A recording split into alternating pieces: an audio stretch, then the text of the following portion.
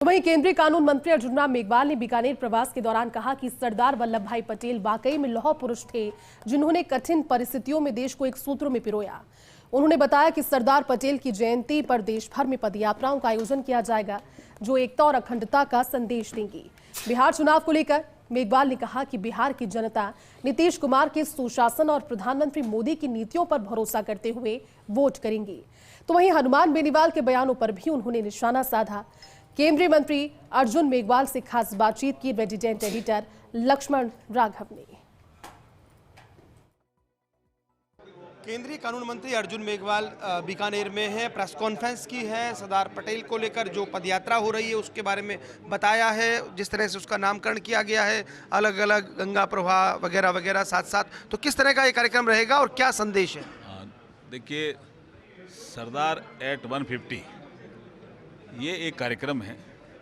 समाज के सभी वर्गों को जोड़ करके सरदार पटेल साहब ने किस तरह से देश को एक किया, उस समय की परिस्थितियों को ध्यान में रखते हुए। 1947 का आप कालखंड याद करो, जब अंग्रेज भारत को छोड़ करके गए तो वो एक ऐसा आदेश पारित करके गए कि भारत और पाकिस्तान अब दो राष्ट्र होंगे।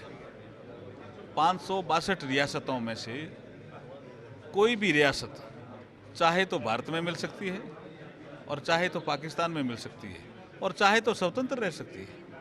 कैसी परिस्थितियां बनी होगी, कैसा विभाजन, किस तरह से मारकाट, किस तरह से अत्याचार और अनाचार, उथल पुथल, पॉपुलेशन एक देश से दूसरे देश की बड़ा चैलेंज। उस देश में 562 राजाओं को ये कहना कि आप भारत संघ में मिलो, यूनियन ऑफ इंडिया में मिलो, ये बहुत बड़ा चैलेंज था जो सरदार पटेल साहब ने पूरा किया। इसलिए उनको लौह पुरुष की पदवी भी दी गई और सरदार पटेल साहब का व्यक्तित्व बहुत महान था। इसको लेकर के हम एक नाट्य भी प्रस्तुत करेंगे सरदार गाथा के नाम से। सरदार साहब का जैसे आपने जिक्र किया कि हम जिस स्थान पे आज खड़े हैं, ये गंगा प्रवाह के माध्यम से उनके गांव जाएंगे, कुछ लोग यमुना प्रवाह के माध्यम से उनके गांव जाएंगे। ऐसे अलग अलग प्रवाह से उनके गांव जाकर के गांव से 150 किलोमीटर की यात्रा केवड़िया करेंगे, जो नर्मदा जी का स्थान है जहां उनकी सबसे ऊंची प्रतिमा लगी है।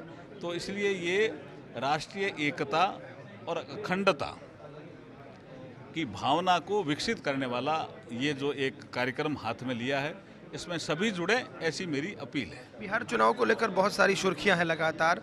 राहुल गांधी ने छठ पूजा को लेकर कहा है कि किस तरह का ड्रामा हो रहा है, कैसे यमुना की जगह गंगा का पानी और तमाम बहुत सारी चीज़ें अलग अलग जगह उन्होंने कही है। तो आप कैसे देखते हैं और क्या कहेंगे? क्योंकि वाकई ये पूरा जो चुनाव है, केवल जिस तरह से राहुल गांधी बोल रहे हैं उसे तो ऐसा लग रहा है कि नैरेटिव घड़ के लड़ा जा रहा हो। देखिए, मैंने जैसे पहले भी अभी कहा, अभी भी मैं दोहराता हूँ कि राहुल गांधी जी इस देश में लोकसभा में प्रतिपक्ष के नेता हैं, लेकिन उनको कोई ये अधिकार नहीं देता कि भारतीय संस्कृति से जुड़ी हुई हमारी छठ का जो पर्व है, छठ माता का जो पर्व है, उसका वो अपमान करे। ये लोक आस्था का विषय है, उसका उन्होंने अपमान किया। और साथ में नरेंद्र मोदी जी को जोड़ करके राजनीतिक रोटियां सेकने का भी प्रयास किया, उनकी आलोचना करके, और आलोचना भी भद्दी की उन्होंने, जो कतई सहन करने योग्य नहीं है। भारतीय राजनीति में प्रधानमंत्री भी होते हैं, सत्ता पक्ष के लोग भी होते हैं, अपोजिशन के लोग भी होते हैं। भाषा की मर्यादा सबको रखनी चाहिए और राहुल गांधी जी इन दोनों भाषा की मर्यादा भूल रहे हैं, जो ठीक दिशा नहीं है लोकतंत्र के लिए भी। कितनी उम्मीद जताएं बिहार में आप और भाजपा?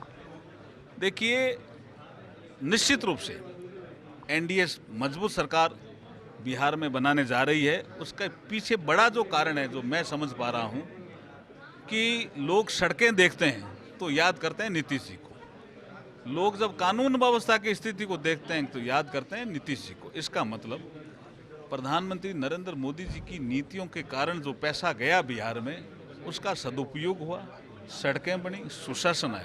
दो ही मुद्दों पर चुनाव है अब तो बिहार में। अमित शाह कह रहे नीतीश बने जरूरी नहीं, बीच में एक बयान आया था उनका।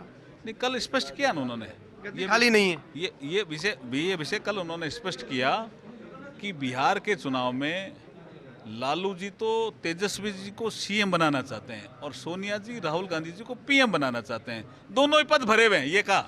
तो कुल मिलाकर अर्जुन मेघवाल ने हमसे बातचीत की और बताया किस तरह से वो कह गए कि सरदार पटेल का जो योगदान था उसी को लेकर ये कार्यक्रम आयोजित हो रहा है। साथ ही साथ ये कहा हनुमान बेनीवाल के जिस तरह से हनुमान बेनीवाल ने मुख्यमंत्री को घेरा था कि हम लाइन बड़ी करने में हमेशा विश्वास रखते हैं, लाइन काटने में नहीं। कैमरा पर्सन अजीम भुट्टा के साथ Lakshman Raghav, first India news, Bikaner.